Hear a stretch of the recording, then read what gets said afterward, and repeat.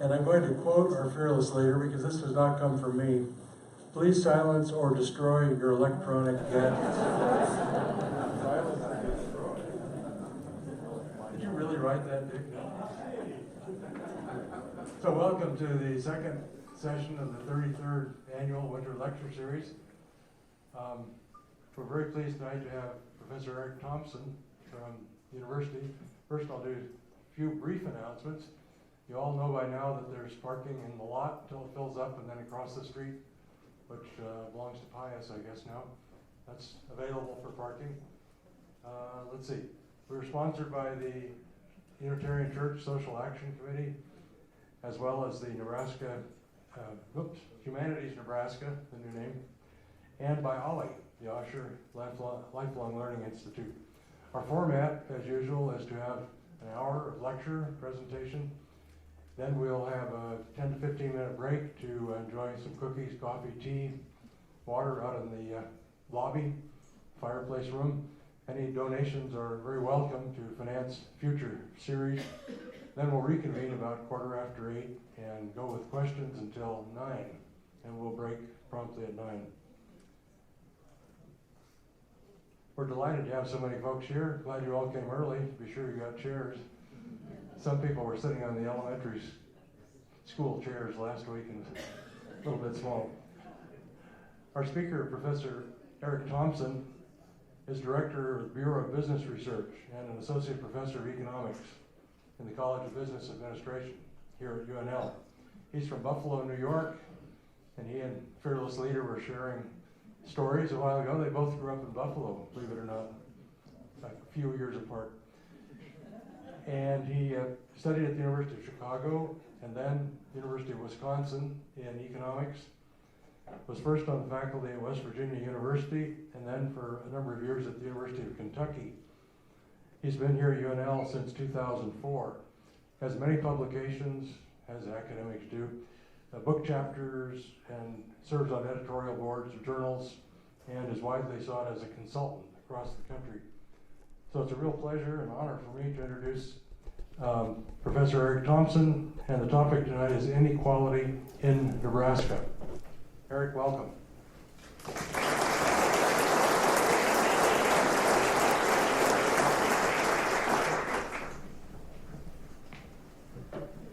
Well, good evening. I hope everyone can hear me okay. Good. Well, my topic, as was mentioned, is going to be inequality, particular inequality here in Nebraska. Although I think in talking about that, certainly it'll also talk about or provide some information about potential reasons for inequality throughout the United States, and maybe even in Western countries in general. Nebraska does have its own unique economy with unique features, but we're very much a part of the U.S. economy and alike the U.S. economy in many ways. So I do think it's a little more, the results are a little more broad than just for Nebraska. And indeed, we compare Nebraska with the U.S. in a few spots as well. So I appreciate your coming here today. Really been looking forward to my talk and perhaps more importantly to our discussion later. Now, I know we have a discussion coming up after the break, and this is supposed to be the lecture part, but if someone did want to ask a question, especially a clarifying question or something like that, I think you should do that during the lecture part as well. So we shouldn't just hold off all discussion until the end. So feel free to do that. Anyway, I'm very excited. I know I'm going to have a great time. In fact, I've already been having a great time. As was mentioned in the introduction, I ran into one of my fellow former Buffalonians, Dick Deenspear. Is that correct? Yeah. And in fact, it was actually even closer than that. The same part of the Buffalo metropolitan area actually that we grew up in, and so that was a lot of fun. It got me thinking actually before just over the last few moments that, I think growing up in Buffalo is a big part of the reason that I decided to become an economist. Well, I don't know that I thought about it at the time, but I graduated high school in 1983, which was a very difficult time for the Buffalo area economy. And I think the what might have been called industrial Midwest economy. There was a process going on that's sometimes referred to as the deindustrialization of America,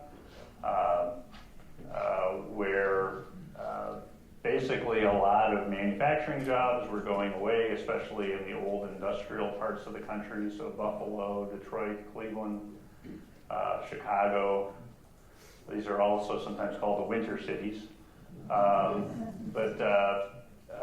And so I think I don't know if I knew I wanted to be an economist, but I was curious, well, what the heck has happened to my hometown? Why is the economy spiraling down as it was at that time? Buffalo's doing much better now, by the way.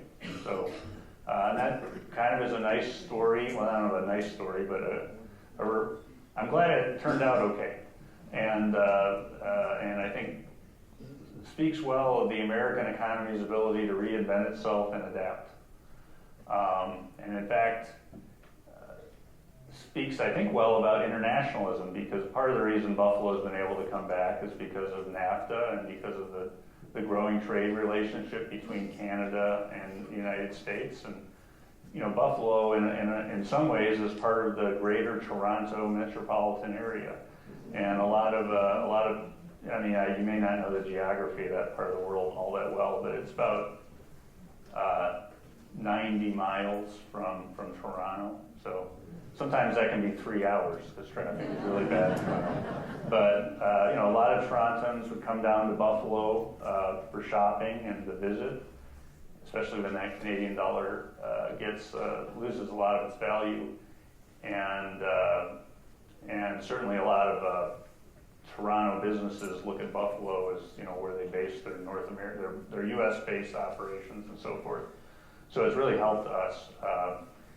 But anyway, that's just a story about how the economy adapts. But the point is, I think I'm especially interested in the topic today, which is rapid economic change and what do people do to adapt to it. And I think that has a lot to do with inequality, rising inequality in Nebraska and the United States. I think maybe there's some other things going on as well, but that's certainly part of it. So I've always had an interest in topics like this.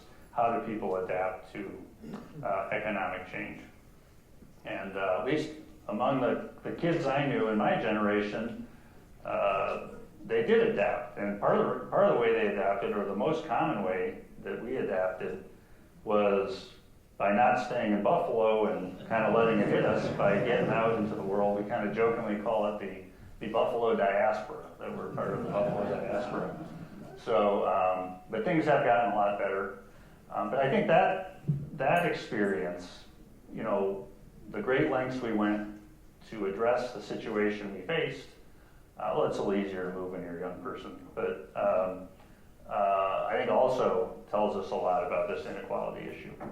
So with that background, I'll just go ahead and get started with this discussion of inequality here in Nebraska. So we'll look at some trends in wage and income inequality. Obviously, income inequality in a lot of ways is the most interesting thing. Unfortunately, I don't have a lot of data on wealth. I know that was covered last week, particularly at the state level. Sometimes it's hard to get a lot of detailed data on wealth in different groups and so forth. But so we also look at wage inequality, partly because that's, of course, a big part of income inequality, and then partly because there's just much more precise data available at the state and local level about wage inequalities, in my opinion, or at least that I'm aware of. We'll look at the role of technological progress in contributing to inequality. Maybe talked about a little bit less, but potentially the role of social change in contributing to inequality. And another maybe talked somewhat less about issue, the improved functioning of the labor market.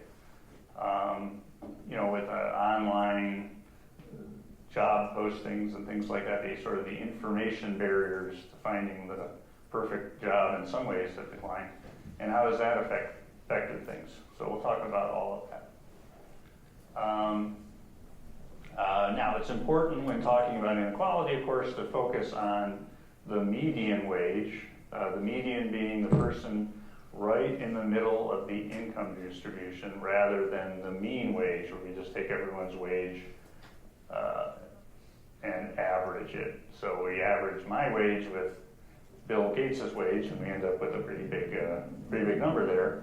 But the median obviously is less susceptible to those extreme values. Is one of the reasons it's useful. And then, of course, it's very useful when you're looking at the issue of inequality. I mean, another way to see the median is just we lined everyone up in a row based on their household income or the wage they made if they were working. The median person would make more than half and less than half. So it's a great way to start talking about inequality. And then, of course, one of the ways we talk about inequality is we've had concerns, well, what's happening to our middle class? And middle class sort of implies the median to some extent. Certainly the middle of the middle class lies at the median. So for this particular economic topic, it's better to talk about medians and other points in that income distribution rather than the average wage or the average hourly income. Averages have actually been rising nicely. I mean, obviously there was periods in the Great Recession where they didn't do so well, but over the last 40 or 50 years or 30, 20, especially last 20 or 30 years, when we've been worrying about our middle class and inequality was rising, during significant parts of that period, mean wages and income were rising rather nicely. So you do want to focus on the median and other points in the distribution. So we're going to look at the 10th percentile in the distribution as well. The median being the 50th percentile. A 10th percentile, again, we've lined everyone up according to their wages or their income. So the 10th percentile, you make more than 10% of the people in the line. You make less than 90%. 25th, so that would be, I guess, what we call maybe the working poor would be a common name people might use for those 10th percentile folks. 25th percentile is another interesting one. And again, line everybody up. 25% make less, 75% make more. And this sometimes I think is what people refer to as the working class. Maybe those 25th percentile workers, or 25th percentile and a little bit on each side of that is our working class. 50th percentile is sort of the middle class. 75th percentile, you might call that the upper middle class.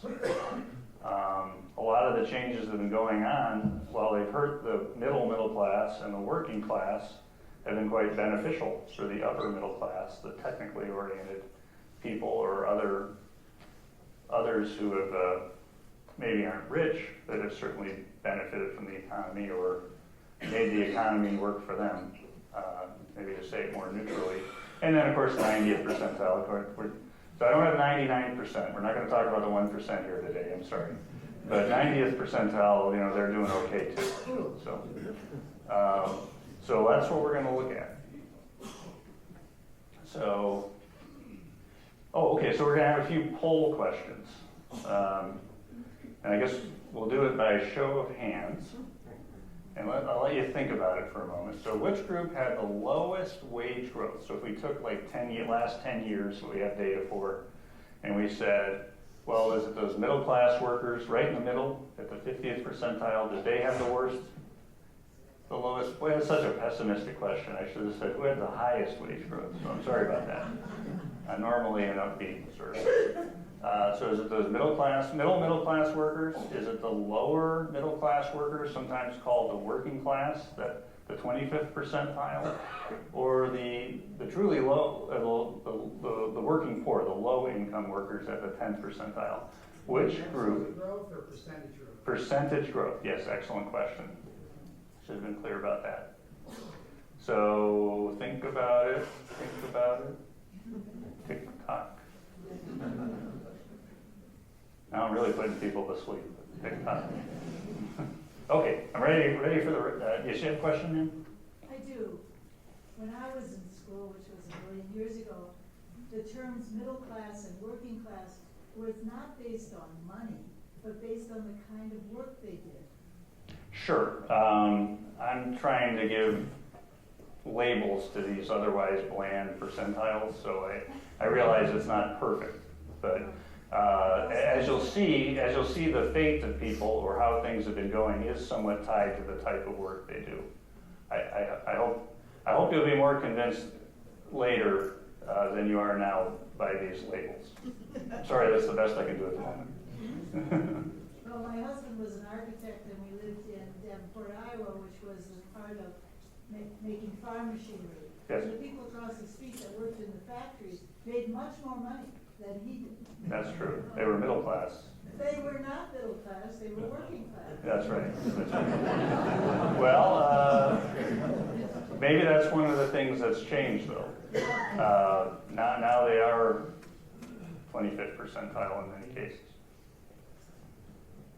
Excellent question. Okay, with that all said, let's go ahead and vote. So who thinks that the lowest wage growth was among those middle class workers, 50th percentile? Okay, I got a good turnout for that one. Who thinks that the lowest wage growth was for the lower middle class workers? Okay, that's definitely the winner over middle class. How about the low income workers, 10th percentile? Okay, I would give a slight edge to lower middle class workers. So we'll a little hint. That's correct in terms of percentage wage growth. Excellent point to talk about percentage wage growth, but that was where the worst has been. Maybe not the last few years in Nebraska, but generally speaking, in most places and over longer time periods. So there's been little growth in median hourly wages for the middle of the income distribution, for a lot of these points in the income distribution since 2006. So that's our last 10 years of data. And that always happens with data, right? It comes out with what we say it comes out with a lag. So, our information about 2016 doesn't come out until the end of 2017, at least for some indicators, and that's always frustrating, especially at times when things are changing. And as you'll see, and I think this is true of the U.S. as well, in Nebraska, the middle income workers actually have been doing better the last few years, and I would bet 2016 also. So the lag is a little frustrating in this situation. But anyway, the last 10 years that we had was 2006 to 2015, so that's why we talk about it a lot. And we can see that household income in Nebraska has been weak for the middle incomes, the growth of it since 2006, but it's been better in recent years, especially the last year for which we have data, the comparison between 2014 and 2015. Now, throughout this period, the wage growth was a little stronger for high-income workers and higher, as we'll see. Now, generally, the wage growth in Nebraska is stronger than it has been in the United States during this period. So there's probably a variety of reasons for that. We'll go into it more later. If I was to summarize, I think we are less of an industrial state than some states. We weren't hit quite as hard by the housing crisis as some states, and I think we have a stronger middle class from the supply side of the term of that whole process than some other parts of the country. So real median hourly wages were up 4% in Nebraska versus just 1.3% nationwide. That's adjusting for inflation. So in Nebraska, the median 50th percentile worker actually does make a little bit more per hour over the last 10 years, even accounting for inflation. So you do sometimes hear some pretty dire statistics about the earnings of people and middle income people. And I would categorize, my view of the statistics is they're more disappointing than they are dire. I mean, they are a problem, they are an issue, but they're more disappointing than they are dire in a lot of cases. And so 4% real growth is certainly disappointing. We want our standard of living to be rising faster than that, but at least it's not a collapse. Again, Nebraska significantly stronger than the U.S. And we also looked at household income, and again, only have more recent data there because of the way the government gets and reports the data. But 2010 to 2015, again, Nebraska did significantly better than the US. So we didn't do great. I think it's still disappointing here in Nebraska, but we are generally a little stronger than the US. Okay, so here is a graph, and I don't expect you to read all the little numbers, and you don't need to. Just look at the shape of the thing. This is the trend in real median household income since 2000, in 2015 dollars, so we've adjusted for inflation, between 2006 and 2015. And what you see there is, at the end of the day, like the statistics on the previous PowerPoint sheet told you, there has been a little progress over 10 years, but it was definitely kind of a bowl there, wasn't it? In the middle of the bowl sits the Great Recession. And that was a very difficult recession. Some people say it's the worst recession since the Great Depression. As I mentioned earlier, I grew up in Buffalo, New York in 1983, so I would argue that the 1982 recession, if anyone remembers that, I'm not saying it was worse, I'm just saying there ought to be a conversation, because it was pretty bad too. And it was kind of rough here as well with farm prices and so forth. What is the difference between the red and blue? Oh, excuse me. Blue is the United States, and red is Nebraska.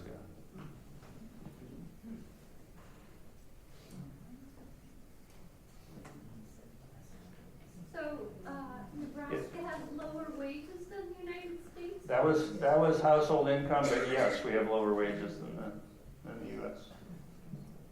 Particularly if you adjust by occupation. So if you compare occupation with similar occupations between states or between Nebraska and the U.S., we're lower. Now we make up for it a little bit because our occupation mix is a little higher wage. That closes the gap a little bit.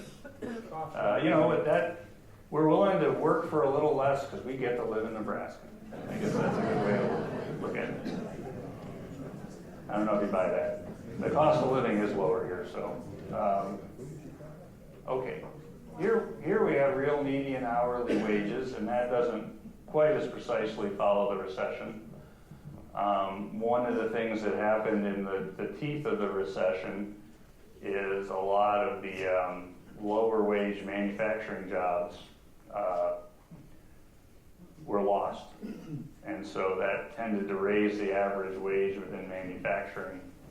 And some of the reason we saw this surge in productivity in manufacturing, it was average product. Well, anyway, I don't want to get distracted on that, but it affected things. But as you can see, not a lot of progress, maybe some evidence of that bowl shape here as well. And Nebraska did a little bit better. And as you see, yeah, red is below blue.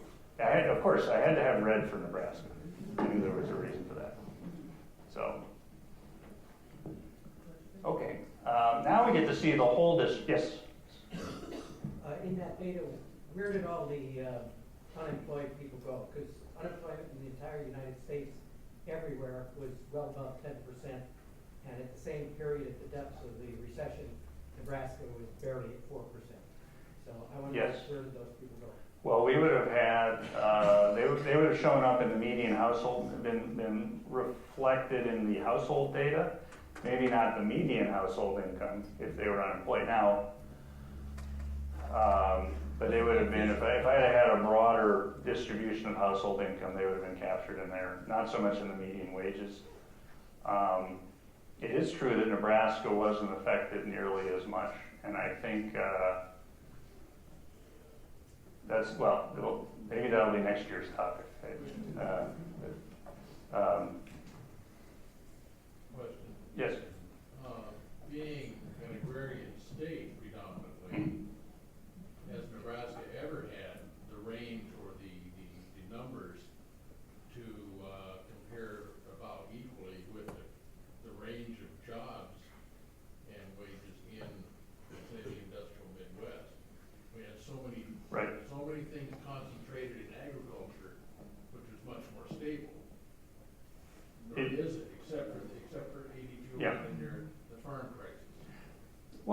is true. I mean, there are differences, structural differences between Nebraska's economy and the U.S. economy.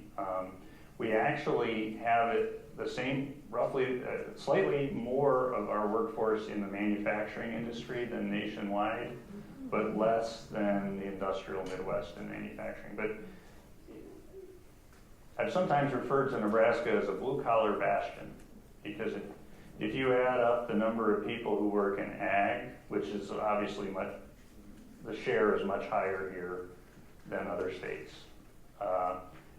manufacturing and transportation, which is another huge industry in the state. We have almost twice as many people in manufacturing as a share of jobs than the typical state. If you add all that up, we would be one of the highest states for those three industries combined in terms of employment as a share of total employment.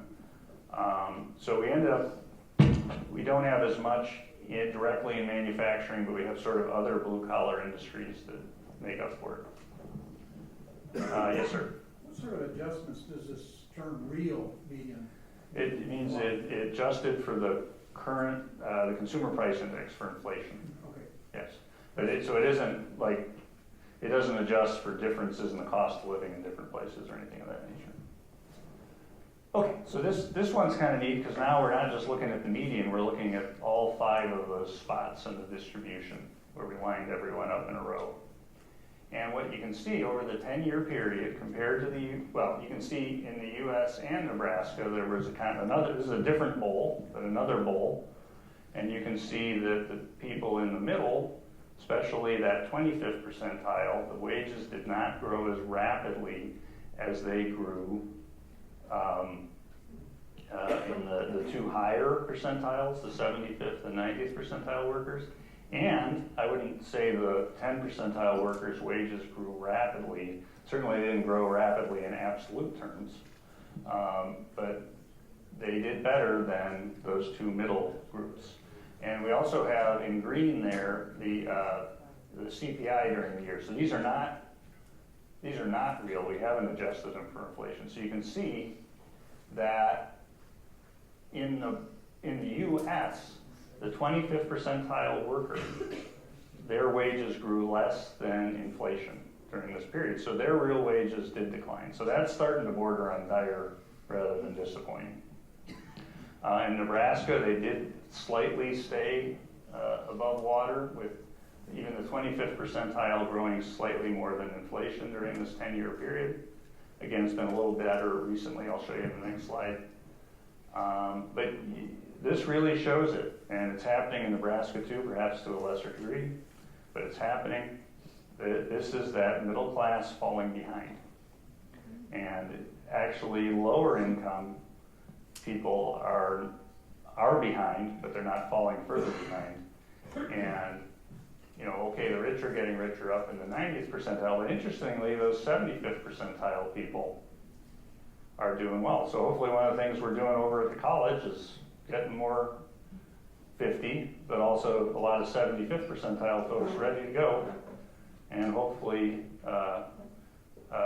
continuing to prosper, and hopefully everyone will prosper, obviously. So now, this is the last 3 years, and it's kind of interesting. You mentioned our lower unemployment rate, some other things have been going on. You can see that nationally the trend has kind of continued. It's a very shallow bowl, maybe a soup bowl rather than a cereal bowl. But you can see the middle class not doing quite as well. But even nationally it's starting to improve. I would love to have the 2016 data for the U.S., see what happened. But in Nebraska, the middle class and 25th percentile people have been doing a lot better. So they're starting to benefit again. So this is how this has kind of been working for the last decades. If you look at long periods of time, the middle class and the 25th percentile workers are falling behind. But they do have their moments. When the economy comes out of recession and is really kicking into recovery, they tend to do a little bit better. But I'm not convinced that the long-term trend has changed here. Hopefully it has. Okay, so why is this happening? Yes, sir. Did you factor in the fact that Nebraska by steps voted in a minimum wage at a referendum 3 years ago? That may have had something to do with it, yes. And we were not the only state in the U.S. that did that. Yes? Silicon Prairie? In That's helped. in Omaha? That's helped. That's helped. I mean, I'm glad we're making efforts to branch into new areas, and I still think to this day the three industries that drive the Nebraska economy, as an aside here, are what you might call the agricultural production complex, which is sort of not just the farmers and ranchers, but their suppliers and the people who process agricultural commodities. There's trucking and transportation. So, I mean, you know about rail in Nebraska, but we're also a center of trucking.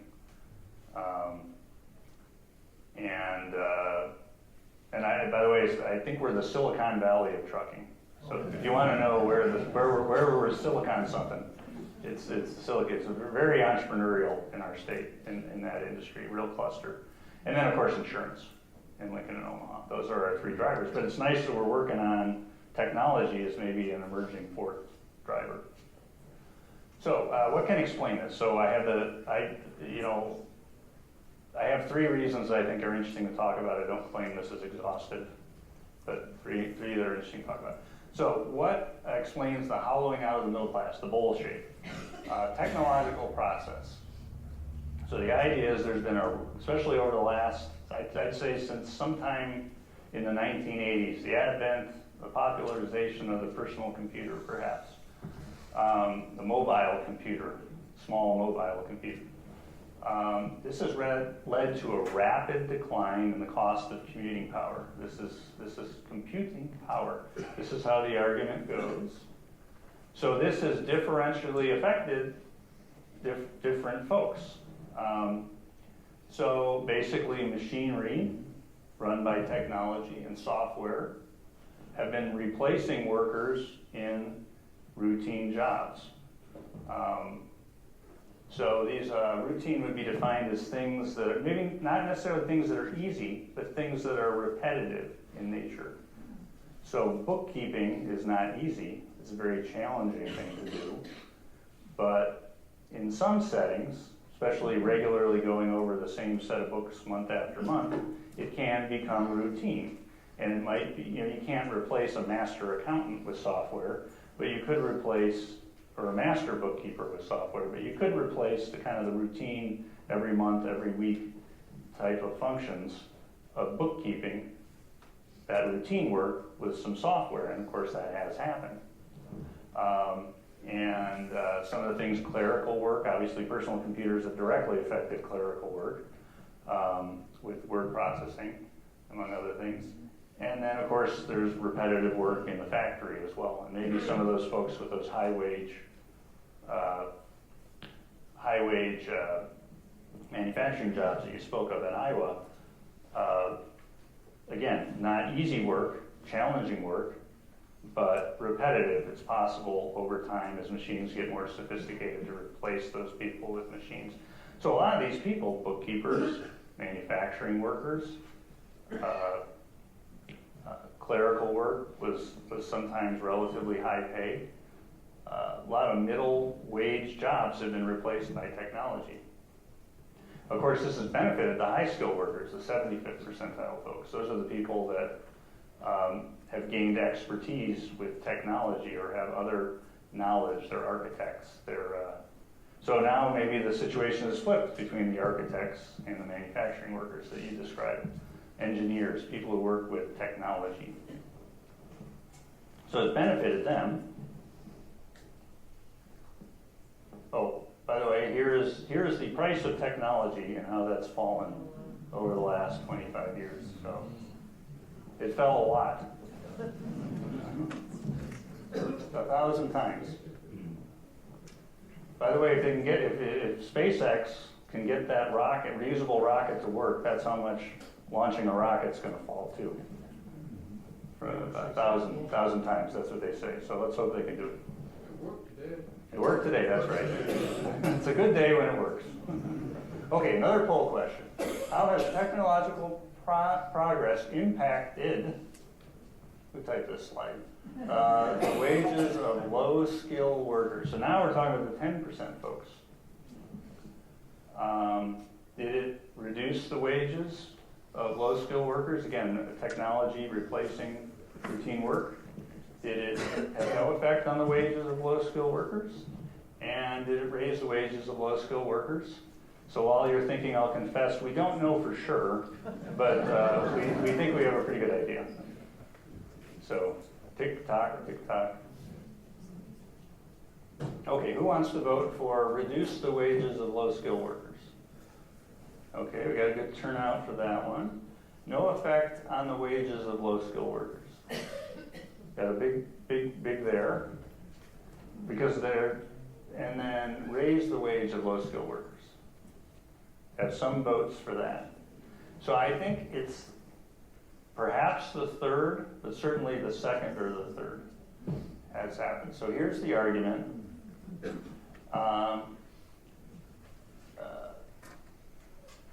Okay, and this is just kind of rehashing some of the points. I always jump ahead on some of these points. So it's talking why it's hurt the middle skilled jobs, why it's helped the high skilled workers. So the theory goes that the rising incomes of high skilled workers has caused them to demand spend more on things like entertainment and recreation, dining out, help around the house, things that may be lower skill in the sense they're social, they require skills that we all developed growing up, or almost all of us developed growing up, and where human interaction is important. So they're working on it, but they haven't found the computer to replace that yet. And so, and because the high skilled people have more to spend, and they don't want to cut their lawn anymore because they're making all this money and they're so busy. So they hire someone to cut their lawn, although I'm not sure. That's in the 10% there. So anyway, those wages may have grown. And this is the area where I've done some research. We found some evidence of that. And we actually think this is part of the reason that immigrants have spread out around the country more rather than being concentrated on the West Coast and the Southwest. Because they're moving in response to opportunities based on the growing incomes of the 75th and 90% workers around the country. Okay. So let's talk about the manufacturing jobs, which are a big part of that routine middle skill. And here is it's quite a violent drop and then partial recovery. Again, this is a classic recession thing. You lose a ton of manufacturing jobs during recession. These jobs start to grow again, but you never quite get back all the ones that you lost. And the main reason for that is this ability to apply technology to manufacturing. The output of Nebraska's factories has grown a lot since 2006. The value of things that they're producing. So manufacturing is not in decline, but the number of people they need to make all that stuff is in decline because of all the technology that's being adopted. So it's definitely hurt Nebraska. Nebraska manufacturing fits the story, especially during the Great Recession, of routine workers being displaced. Okay, this one really is, I'm going to skip ahead on this. Okay, so here's a second theory, or I don't think it's a competing theory, I think it's a complementary theory. The role of social change. Okay, now, every old guy, and I'm using that generically, older man or woman, I think it's more the guys in my experience, like to complain about those young people. I caught myself telling some kid to get off my lawn just last week. So I realize that I'm being that old guy here a little bit, but I do think, and of course they always do, I think there's some actual stuff that happened. There's reasons why basically I'm going to argue maybe the middle class is having trouble in part because our society is not producing as large a share of middle class people as we used to. So it's not industry is changing, it's not that demand for workers is changing, or it's not all that. It's also partly that the supply of workers is changing. Maybe the middle class worker of today is really good, but didn't have quite as many strengths as, say, their grandparent did. And, again, since the beginning of time, old guys have been complaining about the younger generation. Oh, by the way, this is one of my favorite jokes. So how did they build the pyramids in Egypt? The old guys have been right for the last 5,000 years. The kids have been getting lazier and lazier and lazier. So back 5,000 years ago, they really knew how to work. So it was just like a couple hundred guys built the pyramids. That's what it is. They just really worked hard back then. So anyway, but maybe there's some substantial reasons why there could be a hint of truth to it this time. We know that more children have been raised in single-family homes. I was, during my older childhood years, due to the death of a parent. Parents do have single parents do have less time to spend with their kids often. And there's a whole lot of stresses that go along with that. At least in my, even though my mother and lots of single parents are doing a wonderful job, they just don't have as much help as in some cases. Again, these are generalizations. There's lots of cases where people do great, do wonderful things. But just altogether, is there an effect? Higher rates of substance abuse. Now, I know it's partly that the substances that people are abusing just changed. But, since the mid-60s, maybe there's been more problems with substance abuse. And there's been pockets of decline in school quality. I think sometimes the schools, and I'm not talking about colleges here, that'd be self-serving. But, K through 12 sometimes get blamed for things that aren't necessarily their fault. But I think there's been pockets of decline in school quality. And I'm not saying people aren't great workers, because they are.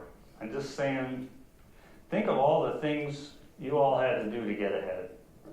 Just that extra effort you made. I always tell young people, you don't necessarily have to go to college, but if you want to make it, you're going to have to impress people. Maybe you don't impress a college admissions officer, maybe you impress your boss. And she gives you an opportunity to get some additional training because she knows you'll do a great job when you get that additional training. And that helps you become a more skilled worker or become critical to the company and helps your wages grow, or at least helps you avoid layoffs when the layoffs come. Although lots of people who that happens to did a wonderful job and they're just unlucky. But I'm just saying, with some issues in your background, it may be harder to take advantage of those sorts of things, to do those things that need to be done just a little bit less. And that can cause wages to grow slowly too.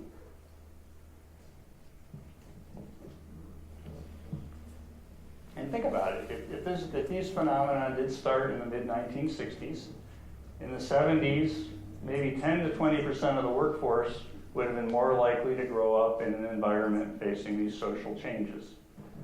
By the 1980s, 30 to 35% of the workforce would have been in that situation. By the 1990s, 35 to 50% of the workforce. By the 2000s, 50 to 65% of the workforce. By now, it's almost everybody. Yes? Are you saying that automation wouldn't have occurred at the rate it has if there were more qualified workers? No. I'm saying, well, I think it would have occurred faster because there would have been more people to work with the automation who would have acquired the skills to work with the automation. So the 75th group would be bigger than it currently is, and perhaps in part extend all the way down to 50%. If that makes any sense. So you're saying the 75th area is the size that it is, not because of demand, but because of supply?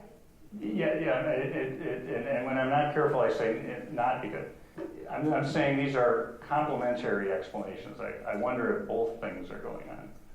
And I don't do it to pick on people, we talk a lot about what should the policy response be, so you gotta understand the phenomenon.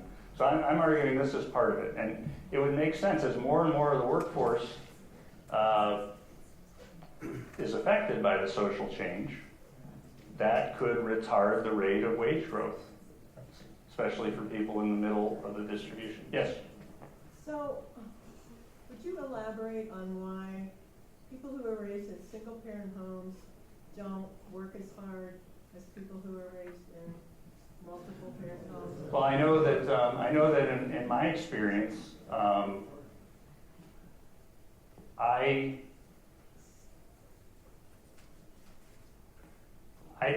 I think my coping skills are poorer than they might have been if my father had been with me when I was a teenager. So I fell into some bad coping habits.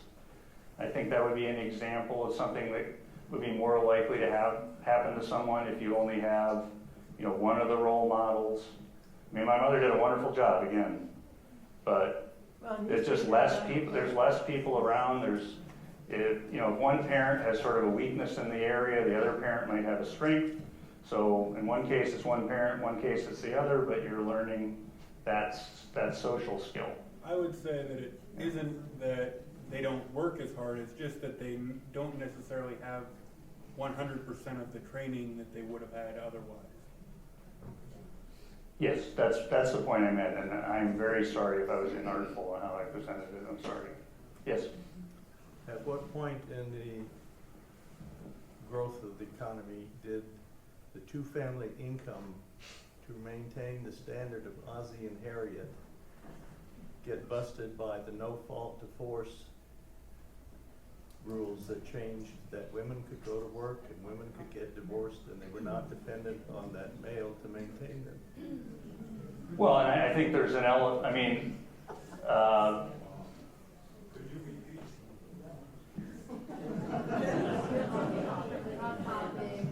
obviously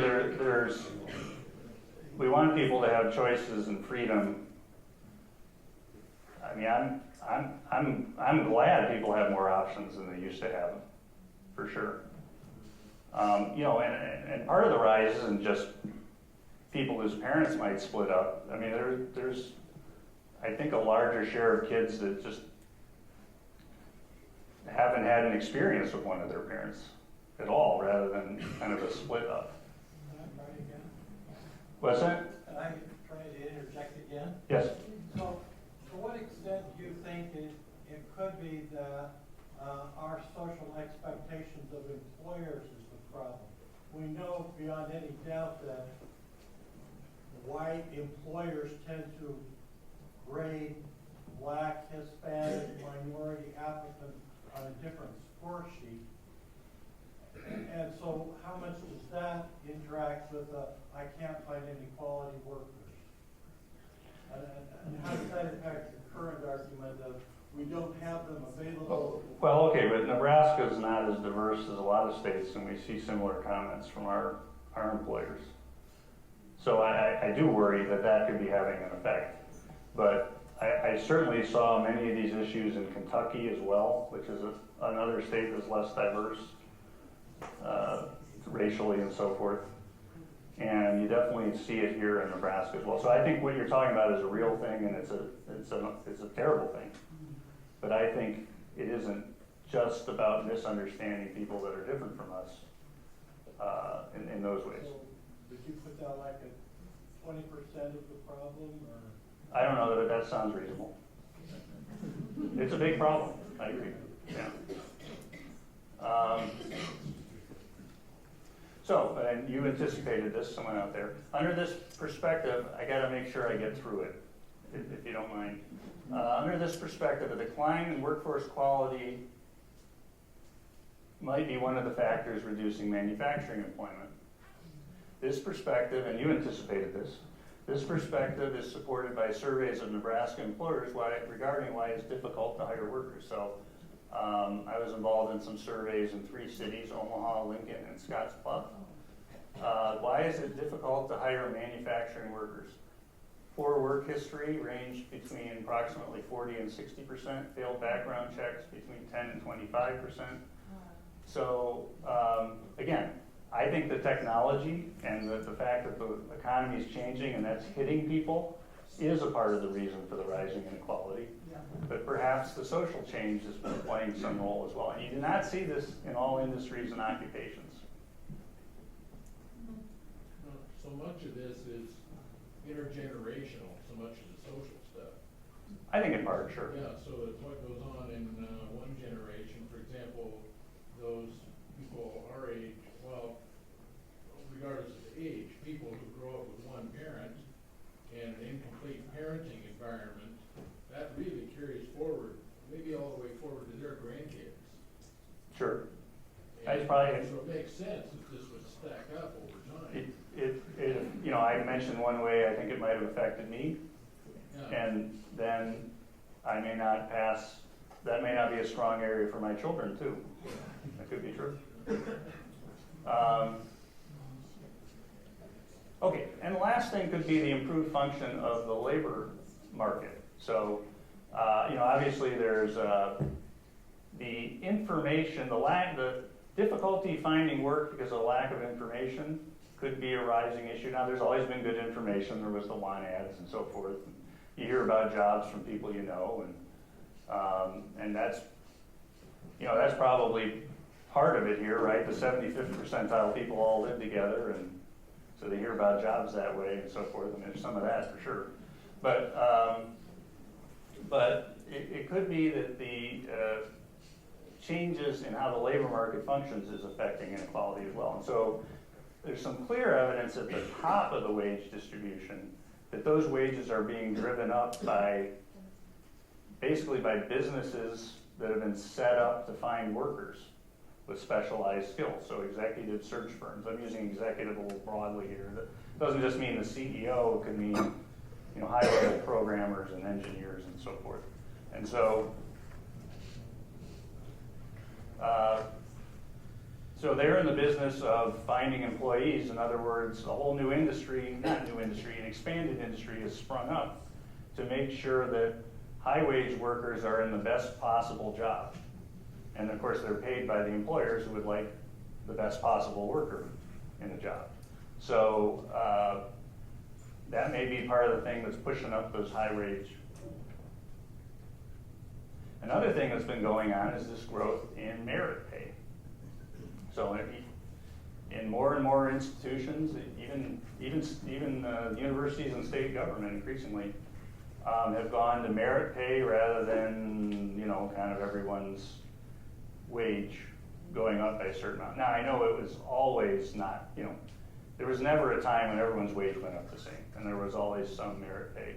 But the emphasis on this has gone up quite a bit too, so that might be causing some inequality as well. And then there's been a decline in institutions that can fight merit pay, like labor unions and other things. So that may have had a role as well. So let me summarize then, and then I have a question I need to answer back here. How do we interpret the inequality? So does it mean, as has been suggested quite a bit lately, that there's something fundamentally wrong with our economy and we need to change the way we're doing things in a significant way? Does it mean that, well, technology is just changing things? So, you know, our the routine workers are being displaced by technology. Technology and the rise of executive search firms is contributing, and it's just kind of an unfortunate thing. I mean, we don't want to get rid of technology, right? Because it is improving our lives in other ways, and I don't think we want to make the labor market work less efficiently. That doesn't sound very helpful. So there's just not much you can do about that. Or does it mean that we need to redouble our efforts to help struggling families get the resources they need to succeed and help address some of our social issues? So it's a huge topic. people are proposing lots of solutions. I hope I've given you, you guys probably thought of this stuff already. But I hope I've reinforced or maybe given you a few additional perspectives to look at and think about. May I answer the question that, I'm sorry, I was worried I wouldn't finish in time. No, I understand. Okay. And my lack of knowledge will show here, but how do you define the middle class at this time? And my understanding is after World War II, we developed a middle class of workers in automobile plants that had enough, a living wage, enough to put stuff aside and send their kids to college. And what is the definition of a middle class? It's not money. It can't be money. I don't know how you figure that out, at least I don't think so. How do you define it? Well, I agree, 50th percentile is dissatisfying in some ways, but her point was, how do you define the middle class? I think it relates to the comment I got at the beginning, which is just, it was about the work that you did, it was about the life you led, it was about the expectations you correctly had, than just percentiles like I've been using. And I do think that's a fair criticism, but I hope that the percentiles have some content that are helpful as well. And it was always hard to go to college.